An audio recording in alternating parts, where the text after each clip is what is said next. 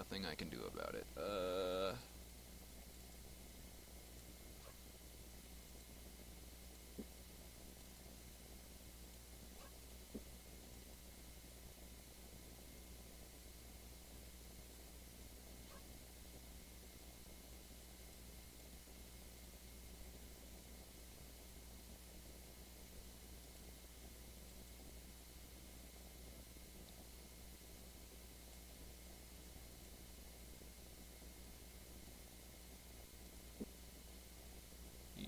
12%.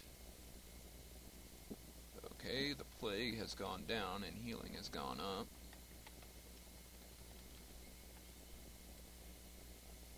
Okay.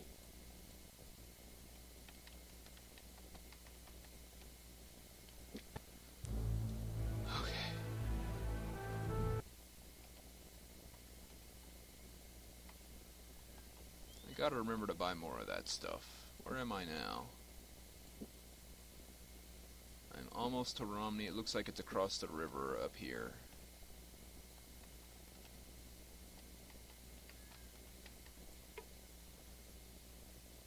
In the nameless hideaway, huh?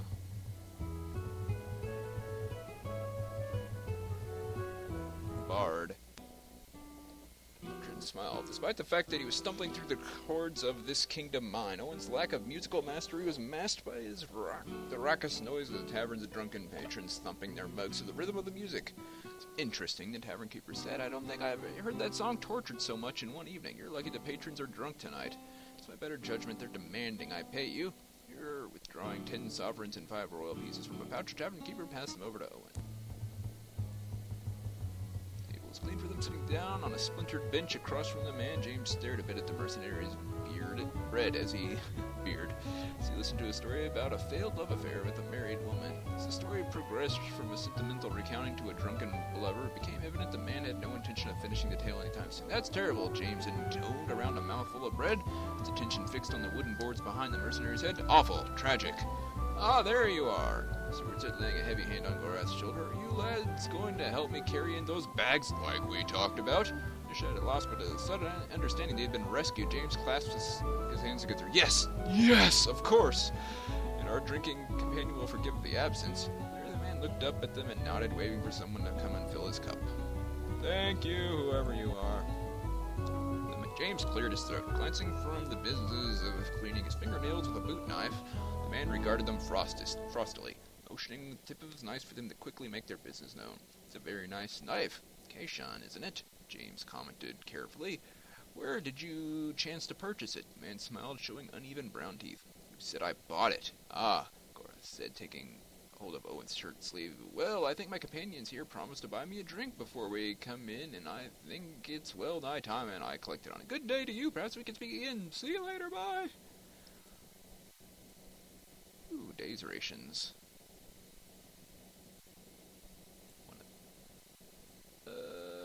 Haggle? Okay. Oh, I haggled my way out of a good deal. Curses! Oh, I can just do that. Okay. Sure.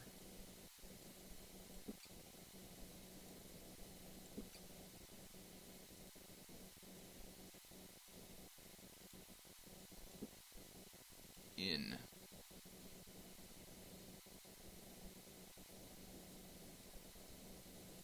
Sure. Uh-huh. Yep. Rest. Yes. Rest. Yes! Health. Yes! One more day. Woo!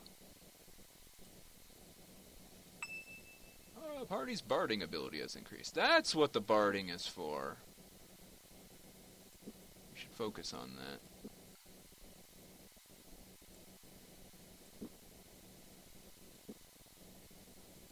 Is red for on or off? I think red is on. Yes, accuracy casting.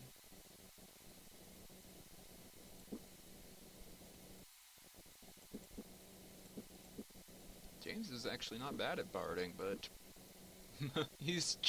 Gorath is just terrible. Don't worry about crossbow.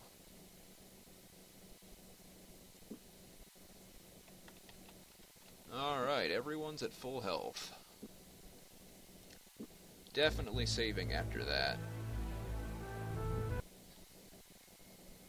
Now let's keep on keeping on. I think that's the bridge into town up ahead. I'll be shocked if we don't get jumped, but it doesn't look like we're going to. Oh! Among the men who were guarding the bridge, a man stepped forward to confront them. Mitchell Waylander. The city of Romney is sealed at the moment, but to all but the citizens and those who are members of the Glazers Guild. Do you have one of our seals? Yes. Why is the guild in charge of the city? The constabulary were all killed in the uprising by the River Pullers Guild, and no one else in any authority was left alive to administrate.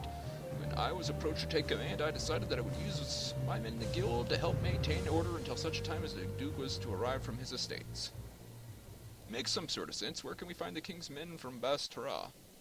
They'll be holding up in the Black Sheep Tavern for a celebration of some kind, I believe. I heard one of them say they found something they were looking for. I'm not sure what it's all about. I think that may mean good news for us as well. Good night, Reeve. We're on into Romney. No, we didn't get jumped. Yes. Oh.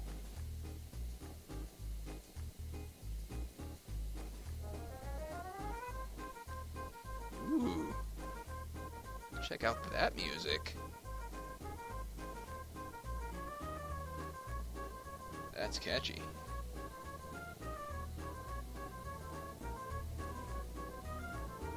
Shop. Repair. He chooses to show up. Okay, the shopkeeper whistled. Cringing at the sound, James glanced up to see what bargain the shopkeeper wished to call to their attention, but instead it seemed the man was... The music got a little sinister. Calling to someone else. Didn't mean to startle you, man said, just trying to find my menders that I'm still about today. Chooses to show up, the shopkeeper said. He can fix nearly anything. Crossbows, armor, swords, you name it. His work looks like brand new. Would you like to speak to him? Yeah. Sure. Fix that. 9 sovereigns. Go for it. Fix that. 37 sovereigns. Sure. Fix that. Yes. Man, this guy's great. Fix that. 40 sovereigns. Oh, the pain. Fix that. 28 sovereigns. Yes, definitely keep that sword in top condition. That's a very important sword. And that crossbow's in good shape. Sure. Make that crossbow in good shape.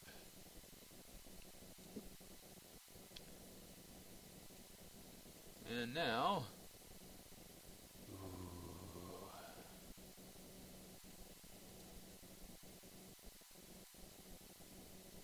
Ooh, a tapir.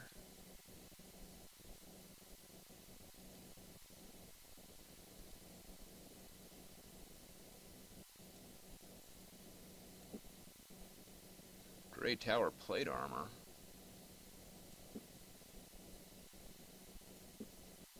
All I know is I want to sell this crossbow.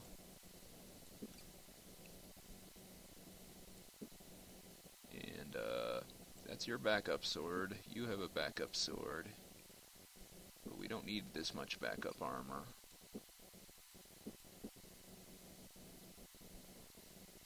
Honestly, we probably don't even need these backup swords. I can always scavenge some more.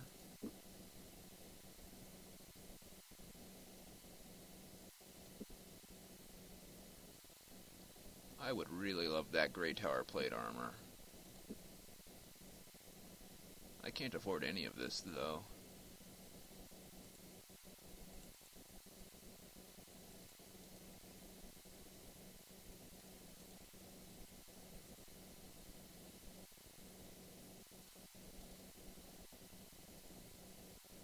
It changes who's playing with the sword every time.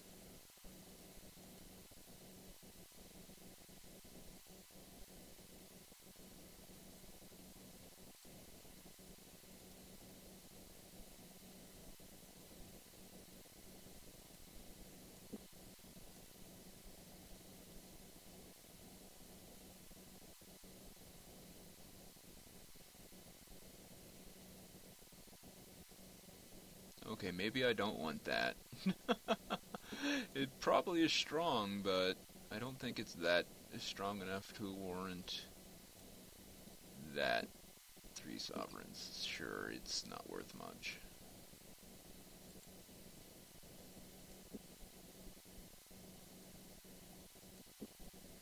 I might have gotten a little carried away with the repairing, but it was useful. Especially getting the weapons up to 100%. Especially that one. Gotta keep that in good shape.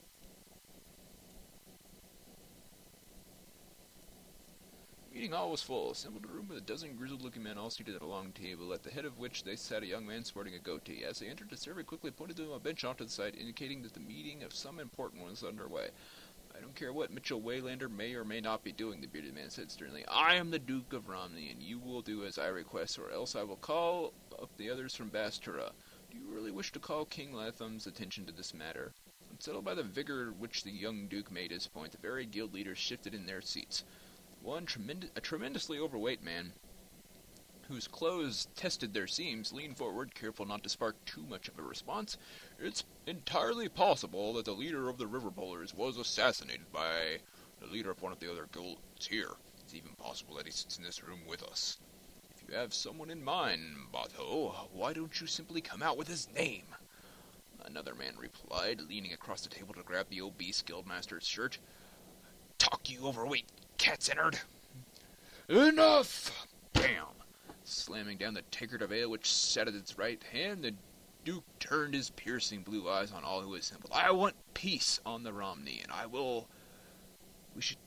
I want peace on the Romney, and I will wish it today. The fact that the Ironmonger's Guild will not come to a negotiation table is irrelevant.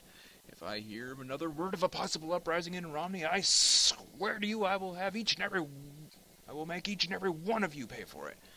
Having heard enough of the heated words in the chamber, James turned and whispered to his companions. If Ahura were here, he'd have this lot in the gibbet for even thinking of open rebellion. The fact of the matter is that Prince Ahura is not here, the Duke replied tersely, evidently having overheard the whispering, and I will not deal so cavalierly with those who are as much my family as my serfs. Snapping his fingers, he motioned to a pair of guards who stood mute behind him. Sergeant Yearly, see to it that these gentlemen are let out, seeing as how they yearn to get to a part of the world where Prince Arutha rules. They got kicked out. Okay, there's nothing else but the tavern. Oh, goodness. As they threw the door open, James bit back the impulse to vomit. Kingdom's soldiers lay scattered about the room, each lying in his own coagulating pool. Didn't get to read all that. Spyglass and the Spider. You can see some of my shortcuts down there. The coppery smell of burning flesh filled the air. Embers leapt from the funeral pyre onto the growing dusk, joined the winking points of light that would later become the blaze of crystalline stars. Around the flames, villagers gathered in dark clots, their faces overwritten with blank, unreadable expressions. Like moths to a candle, they drifted near and mourned, and thought and sniffed. They'd come to watch the flames feed. Gorath's fathomless green eyes, nictitated in the firelight as he turned and gazed at Owen, who flinched uncomfortably at his side. There can be no uneasier sleep than a warrior murdered in his cups, Gorath said, his voice only slightly louder than the spitting hiss of scorched bone. They nipped at the heels of the Nighthawks, be certain of that. So you think we're getting close, Owen asked? Gorath began to speak, but his words congealed on his lips, and his eyes locked with the burning gaze of Senior James. Right there in the street? Had it with your mysterious half-answers, Mordhell. Now, for the sake of your continued good health, I want to hear some explanations. Oh, explanations, senors. You are mistaken. I have never been south of Infidel. I wish you wouldn't skip ahead in the dialogue. While we carried the dead from the Black Sheep Tavern, a tavern boy informed me that a man answering to your description called on 3 unwholesomes dressed in black, all of whom wore the trademark silver rings of the... Seems that this mortal paid a sizable sum of money to those Nighthawks before departing, enough perhaps to arrange the death of a company of King's soldiers? He may well have paid King's death, but I know nothing of it. I realize that it may impress little on you, but Gorath is a passing common name in the Northlands. If I had cause to mislead you or a prince, I would have found far less convoluted means of confusing the royal sanity. Look elsewhere for your enemies, James. While we may not be friends, I mean you no harm. I shall look where I wish until you are no longer my responsibility. We may not be able to strike the Nighthawk stronghold, but if we can locate it, we may still be able to get inside and find the information Prince Arutha needs. The Nighthawks will shun Romney for a time. However bold they may be in their murderous nights, they flee when daylight breaks. No one walks without leaving footprints, and these men are no different. However skilled they may be at assassination, they have never been good at covering their tracks. Let me see those things you found in the tavern. They are here. Good, those are our footprints. Of all the items we found on the dead company, those items seem conspicuously out of place and may be related in some way to our elusive murderers. We will begin our hunt for the Nighthawks with a spider and a spyglass.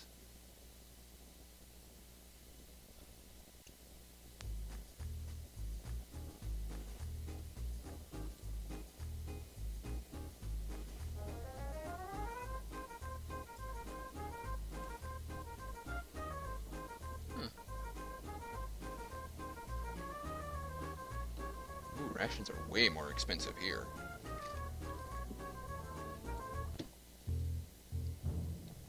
Eyes downcast.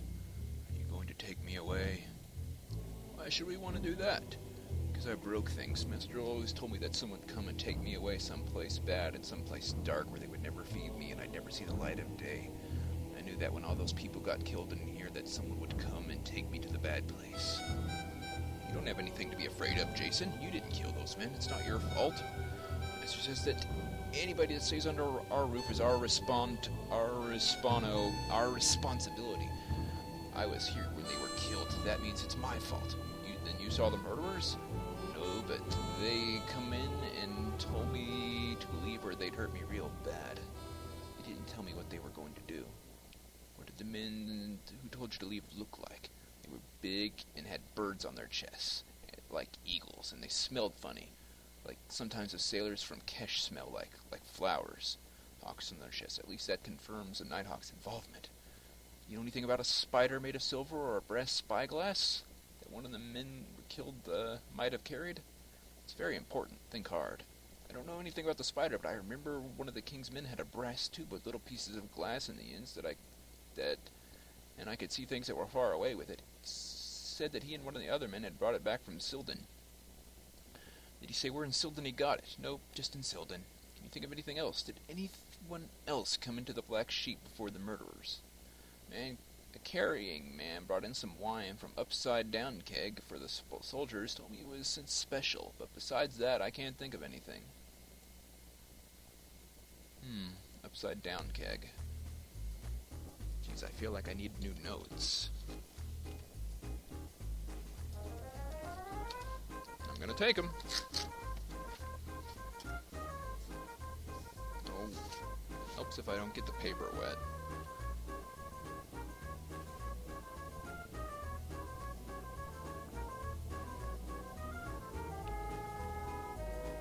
There we go. What do you have to say?